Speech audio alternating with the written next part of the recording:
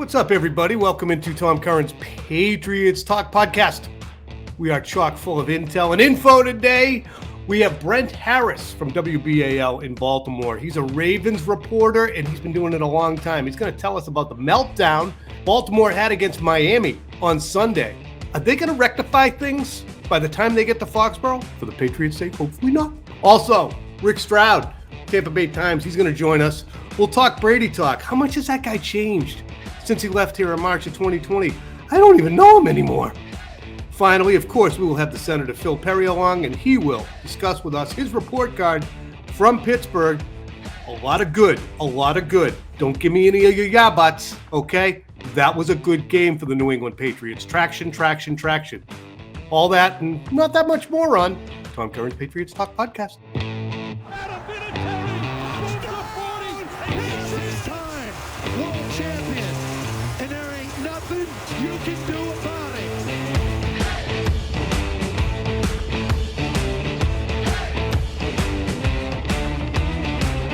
All right, we'll get to those two later, but first we start with the great one, the Senator Phil Perry. First things first, how did an offensive line that's been desperately ineffective throughout the summer cobble together a performance on Sunday that allowed them to grind out a win at the end of the game, not just using those gap runs we were familiar with them hitting, but also some of that wide zone stuff that they were trying to implement to no avail all summer long? It was rough all summer long, but then when they needed it most, they used it right at the very end of that game to salt away the clock. And I thought it was interesting, Tom. There was a little bit of a wrinkle in there that maybe we didn't see very often from them this summer where, we talk about outside zone, wide zone. You've had, whether it's Pete Kendall or Ed McCaffrey on talking about just how difficult some of those blocks can be. They did something with Cole Strange and David Andrews so that David Andrews didn't have to execute a really difficult reach block, really to kind of get across the face of the defender and cut him off. They had Cole Strange simply block down, which allowed David Andrews to get on the move. Good athlete, David Andrews, but he gets out on the move on his horse, and he helps lead the way for a couple of big runs at the very, very end. So good on them. David Andrews himself, Cole Strange himself, I talked to both after the game. They were pretty pleased with the fact that they could do both zone and power in this game with great effect. Really in Miami, it was, even though it wasn't wide zone, it was a lot of inside zone, and they did a lot of crack toss. And we saw a couple crack toss plays, but they definitely changed things up, bringing back those power runs and then zone at the very end to win it. That's something Pete Kendall talked about with me about the communication. Look, some of these plays, and he was referring to the Raiders game where Ramondre Stevenson tried to run wide zone. They got blasted. He's like, you should be able to see this coming a mile away when you get to the line of scrimmage. It's going to be almost impossible for Cole Strange to make the reach block on the particular play he was referring to. It's a minor amount of communication, Pete had said. So maybe they're engaging in some more of that communication to say, you know what, not going to be able to get that guy, which is simple. I mean, anybody who's played any football at any level, you get to the line of scrimmage and somebody's too wide and you're like, I physically won't be able to reach him, and you have to tell somebody else and communicate it. So again, as you said, good on them. So they got an A or an A minus? They got an A minus. He had a couple penalties mixed in there. Trent Brown did allow a hit on Mac Jones that led to that interception. I thought maybe in some way, and I know Castle talked about this after the game, but there are a couple different ways Mac Jones probably could have changed either the trajectory or the direction of that throw, which would have led to a better result, meaning a non-interception result. And he didn't really do either. He put it right in the spot where Minka Fitzpatrick was going to be able to make a play on that. Maybe he gets impacted by the hit there from Brown. But really, otherwise, they were so strong across the board that they had to get an A minus from me. So best grade of the week, I think, tied right there with the running back. So I thought were really strong as well. The interesting thing about that pick, and let's transition to Mac Jones Sunday. Even if Minka Fitzpatrick hadn't swooped in and picked it off, I still think it would have been a poor throw over the wrong shoulder of Devontae Parker and landed incomplete. Had him twisting like a center fielder on a windy day. I'm not sure if you agree or don't agree on that, but Mac Jones overall day throwing the football in your estimation? Yeah, that wasn't a great throw. Again, I don't know how much of the throw gets impacted by the hit, but whether it was that one or Kendrick Bourne on a deep in cut, sort of sailed one over Kendrick Bourne's head at one point. There was a throw to Jacoby Myers, or sorry, maybe should have gone to Jacoby Myers, although it looked like they were trying to pick for Jonnu Smith. The Steelers did a pretty good job fighting over the pick, ends up throwing a pass that gets deflected and batted away by Pittsburgh. There were a couple of different decisions. Obviously, the Cameron Sutton dropped pick, not a great throw there. They really avoided disaster on that one. I thought there was another throw, Tom, earlier in the game, and this one looked like it was on Hunter Henry. So this is where it's hard for somebody who's, and obviously my grades are not the be all end all. Okay. I'm pretty sure they're not bringing these up in the meeting rooms down at One Patriot Place. Don't tell anybody this. But there was a throw early, if you remember, I think it was on the first drive of the game, where Mac Jones tried to hit Hunter Henry near the sideline, and it almost spun Henry around, and he ended up deflecting it, and it hung up in the air for a second, and that one might have ended up being picked off. But then Hunter Henry comes back to the huddle, and I didn't notice this in real time, tapping his chest as if to say, my bad on that one. I should have, my guess is maybe he should have turned inside instead of outside. I don't know. But not his best day throwing the football. I think that's fair to say. He's coming off a back injury. I was wondering, Tom, do you think they went, I think, about 80% out of shotgun in this game? Do you think there was anything maybe lingering with the back? Is my understanding he maybe wasn't fully at 100%. And that's not to excuse away anything that happened during the game, but I spoke to someone before the game who said, yeah, he's feeling pretty good, but I don't know if he's fully himself right now. I wonder, would you back off of under center snaps if you have a quarterback who has a bad back? Yeah, I think you would, because you don't want to have all the footwork that is incurred by being under center, running play action, turning, setting, throwing. It's really just catch, evaluate, step, throw if you're in shotgun. Additionally, some of the throws that we saw, which were there in the Miami game as well, prior to the penalty that was given to Miami for roughing him that probably resulted in his injury, he just still doesn't have that awesome off-platform velocity that I think he's working to try and gain. It's just something to monitor. It's not, to me, will it get better? If it never does, c'est la vie. You still have a beautiful mind back there. I think it's going to be a constant.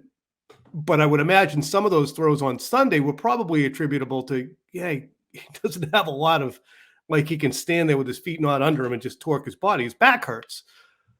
But we had a discussion on early edition, and I want to hit you with this, and then I'll let you go because I'm going to get these other two maniacs in here. But we were asked about Mac's performance and whether or not it kind of represented a regression. And I don't think I'm the least bit surprised that through two games, especially in this game, there are plays that you say, it wasn't that good. And we didn't do that very often in 2021. I think we do. If you put this game in the middle of the 10-game stretch to begin his career last year with Josh McDaniels as offensive coordinator, you'd say this is probably about the 8th or 9th best performance, or worse. I don't know. I'm just saying he didn't look as good in this game as he did for most of last year. But that's something we kind of said would likely happen. Everything's new. It's a different communication style. He's out there in the harbor in a rowboat trying to run shit on his own. It's not a surprise, especially after the summer, that it's going to look a little bit different and a little bit shakier. I don't think it's a regression by Mac in terms of skill. I think he's going to be a better player coming out of 2022 than he was coming into it because of all he'll learn. But I think you're going to see some performances like Sunday where you're like, it didn't look that great because of what he's trying to deal with, Phil. I think he's dealing with a lot. I think they're probably going into that game, right? Just talk about him suffering a back injury week 1. Going into that game, you're probably not super confident in your offensive line. Now, maybe you look back at the film from this one and you are more confident moving forward, which leads to more patience in the pocket, which maybe leads to some better decision-making. But there is obviously a new system at play here, Tom. There's new coaching. There's the coaching mechanics are still changing, as we documented during the game and after, whether it's Bill Belichick getting more involved, Matt Patricia's bouncing around a little bit more now. But the philosophy is different too. And he told us that after the game, which I found really interesting. When he was talking about the Nelson Aguilar touchdown, he called Nelson Aguilar one of these guys that you throw it up to, even if he's covered. if he has a one-on-one situation. Let's run Now, that.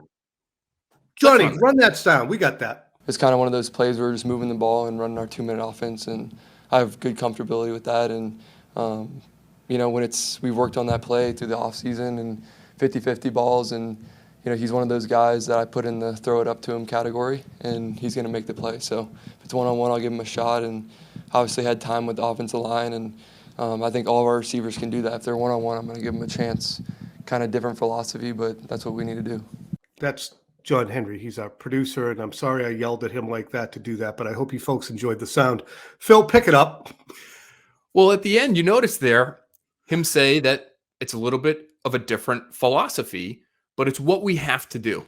And I think there has been a clear change already through 2 weeks, and the numbers would bear this out as well. They're trying to push the ball down the field more frequently, even if a guy is covered. And under Josh McDaniels, I'm not sure that was always an emphasis. Now, he may have said to quarterbacks in the past, hey, you got a guy one-on-one. If you feel good about that guy, let him go make a play. But it does feel as though they know, the coaching staff, that they need to get more explosive, that they need to give these guys more opportunities to make plays down the field. The rest of the world might not be all that confident in what the Patriots have in terms of weaponry relative to the rest of the NFL, but they seem to be, because they seem to be encouraging Mac Jones to throw the ball down the field more. And again, the numbers would bear this out according to Next Gen Stats, Tom. Mac Jones is 1, 2, 3, 4, 5, 6, 7th in the NFL. Only 2 games, small sample size, but he's 7th in the NFL in intended air yards per attempt. So how far down the field are your passes traveling? He's at 9.0, ahead of Tom Brady, ahead of Jalen Hurts, ahead of Ryan Tannehill, ahead of Josh Allen.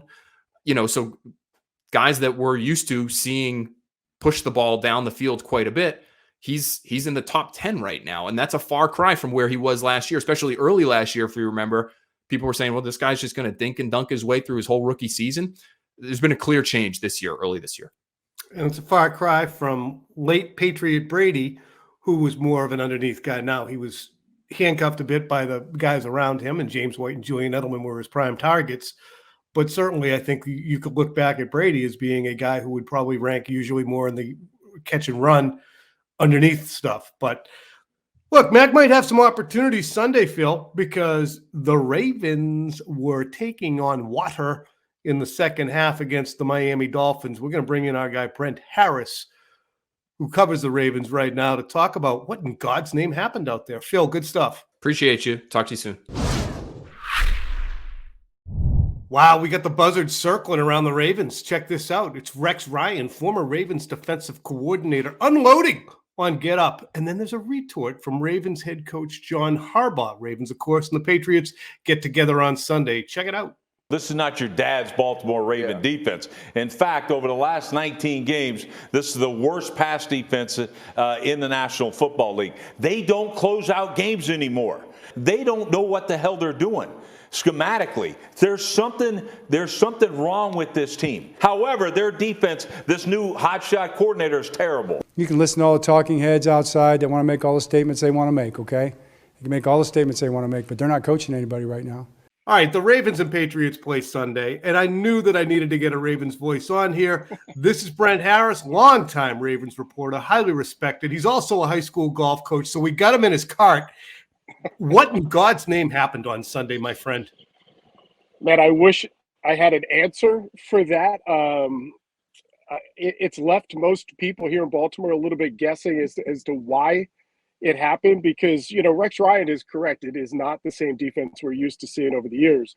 If you look back, Tom, at the Ravens' last 10 losses, going back to the beginning of last season, 5 of those have been fourth quarter comebacks that they've given up.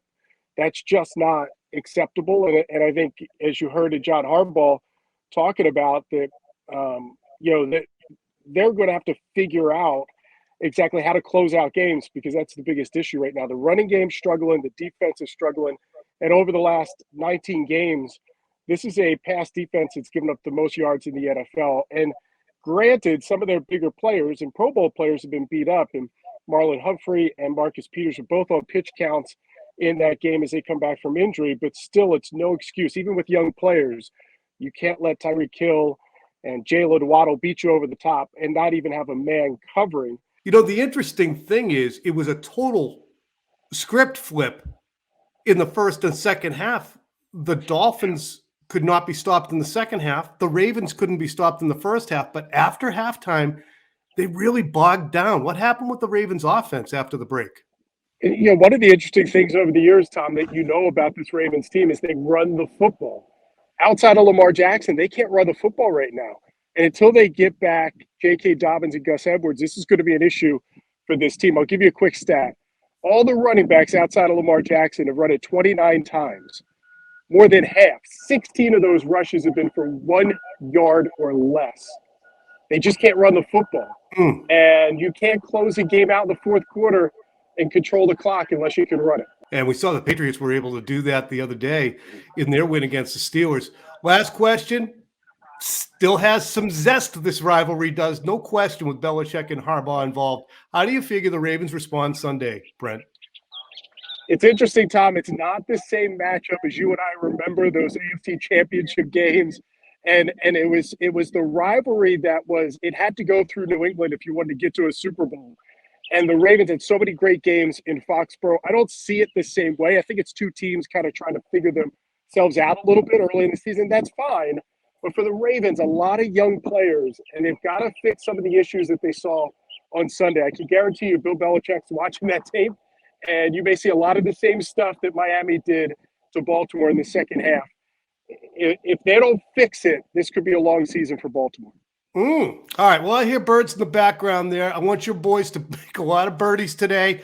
Go low, and we'll see you on Sunday, my friend. Awesome, Tom. Thank you. All right, we bring in now our guy, Rick Stroud from the Tampa Bay Times. And Rick, this is a picture that one of my wife's students did, okay?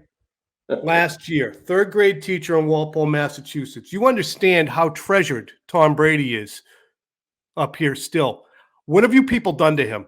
I don't know. Tampa Tom is different, man. He's a different cat for sure. He's been different just in this past year, Tom, really. I think there obviously is something in his personal life that is affecting him. We've all seen the weight loss. I don't think that's part of the TB12 plan. Maybe it is. I don't know. For what we saw out there on the field Sunday, he was very short-tempered. He's tablet throwing Tommy now, jumping on his own players for dropping passes and things like that. He even said on his podcast that he was a little too wound up, but he still can get it done on the field. They're doing it a different way, but there's no question that, the whole episode of retiring, unretiring, new head coach, there's a lot of changes going on in real time down here, the 14 or 11 days away. It's been a different year altogether. Plus the scrutiny that came with, the tampering charges, I'm sure, that were levied against the Miami Dolphins, certainly scrutinizing Brady's exodus from New England.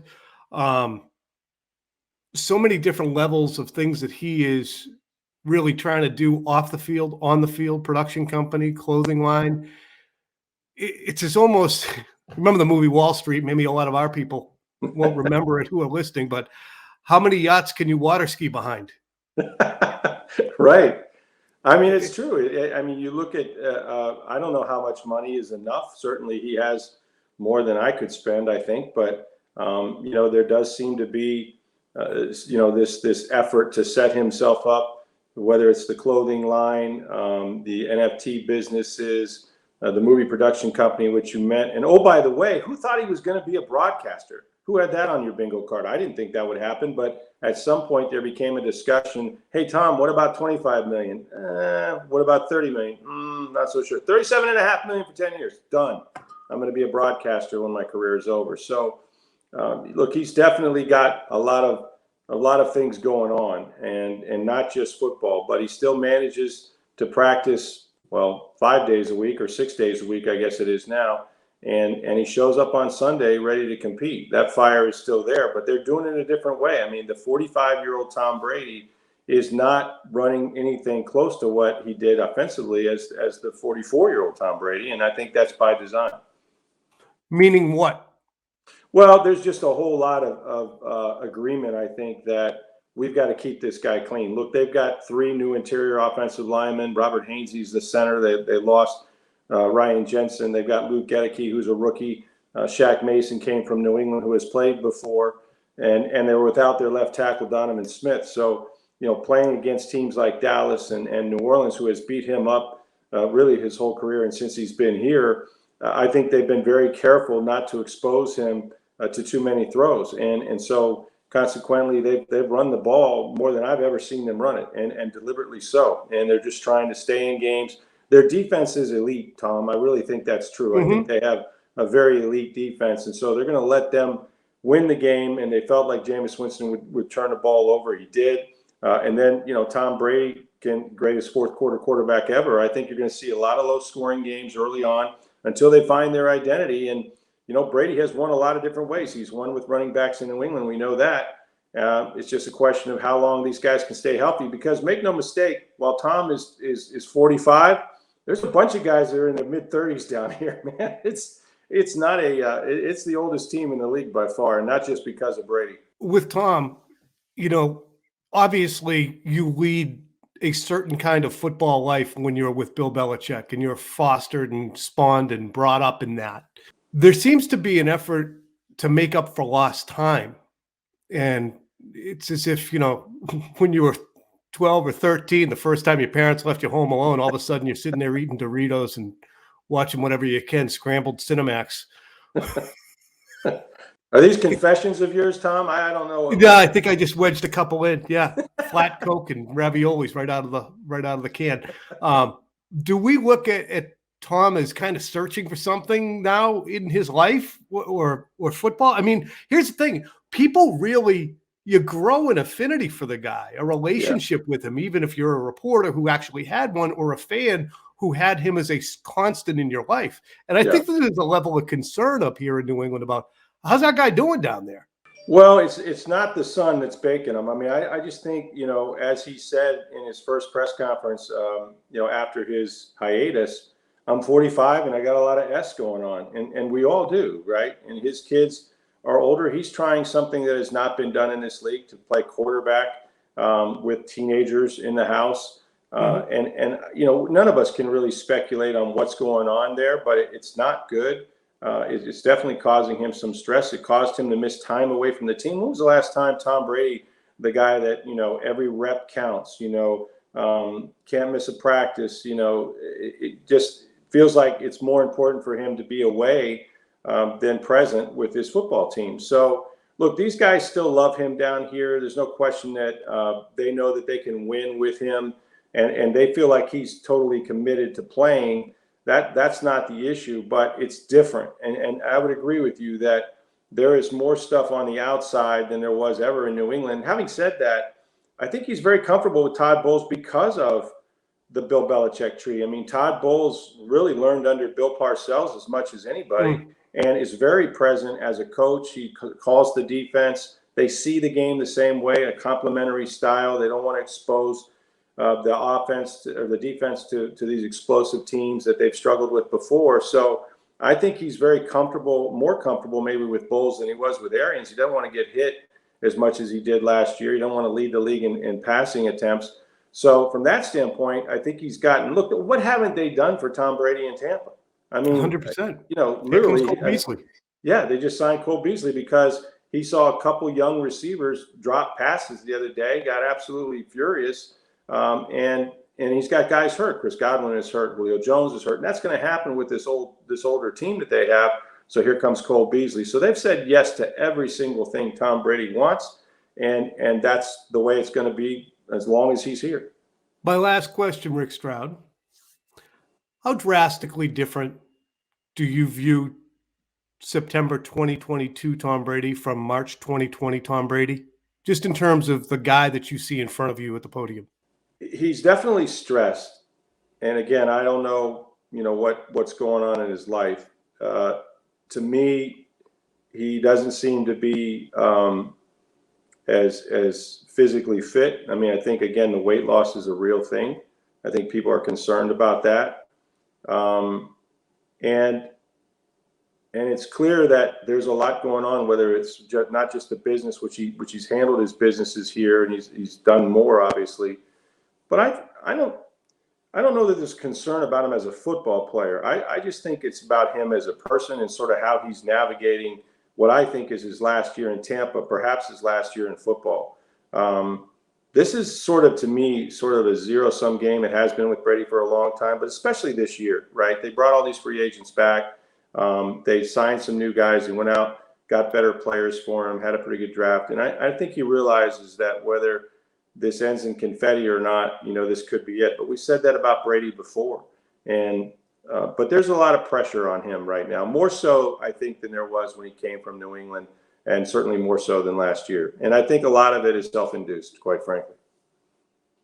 Rick, fantastic insight. We appreciate you very much, and we're going to untether you to go back to the Brady beat right now. Good, because I probably missed about 3 blogs of his or something like that. I don't even know. Items. All right, man. Thank Have a good you. one.